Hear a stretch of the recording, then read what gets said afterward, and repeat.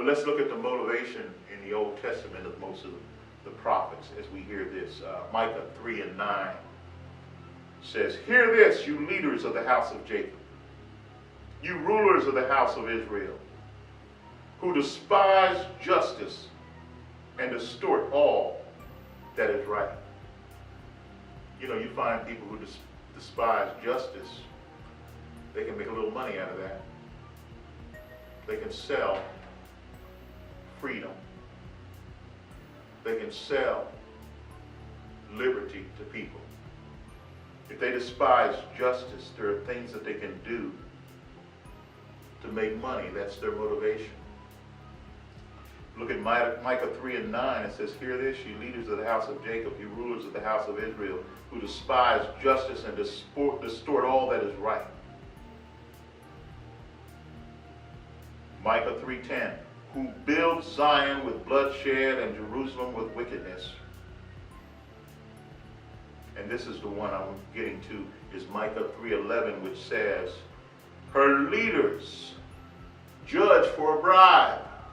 Just what I was talking about. They can judge for a bribe. And it says in the book of Proverbs, it says that if there's mischief, if there's a bribe in your left hand, there's mischief in your right. Her leaders judge for a bribe. Her priests teach for a price. And her prophets tell fortunes for money. Yet they lean not upon the Lord and say, "Is not the Lord among us?" What do you think? Is the Lord among them? Is the Lord among them if they judge for a bribe? Is the Lord among them if the priests teach for a price? Is the Lord among them if the prophets tell fortunes for money? Yet they lean upon the Lord and say, "Is not the Lord among us?" Is he among them? And they also say, "No disaster will come upon us."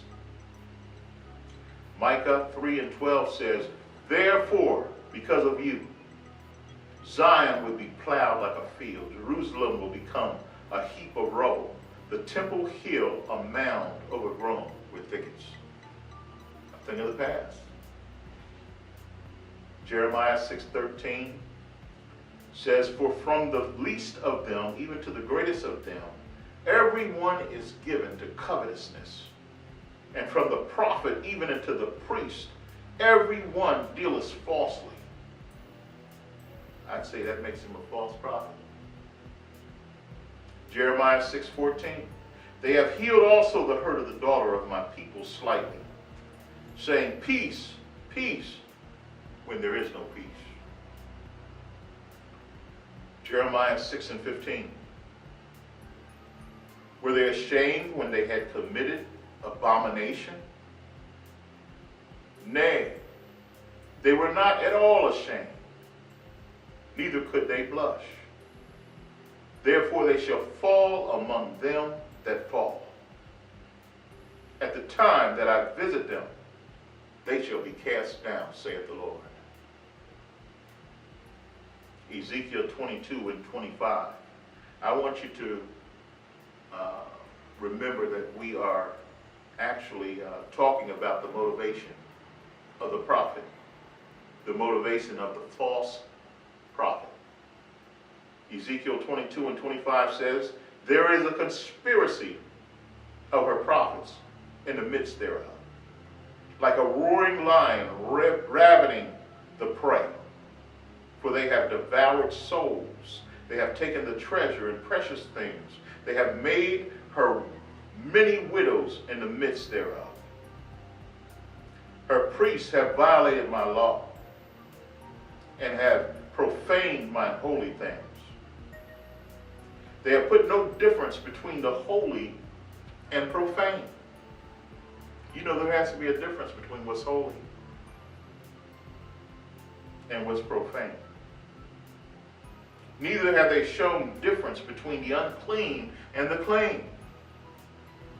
You know, there has to be a difference between the unclean and the clean.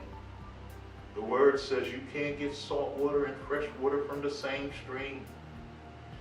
It won't happen. There's a difference between the clean and the unclean. And have hid their eyes from my Sabbaths, and I am profane among them. They look at God as being profane. Ezekiel 22 and 27, her princes in the midst there are like wolves ravening the prey, to shed blood, to destroy souls, to get dishonest gain. Nothing worse than a ministry that gets dishonest gain. Now let me tell you, there's nothing wrong with a ministry and a pastor having wealth. There's nothing wrong as long as it's not my wealth. Did you read where it said in 1 Peter that with feigning words will they make merchandise of God's people? Nothing wrong with ministering and prospering in the ministry and God blessing you with your books and God blessing you with your salary. But there's something wrong when you decide to take from the people what belongs to them. You can't merchandise God's people. The word says that destruction will come to you.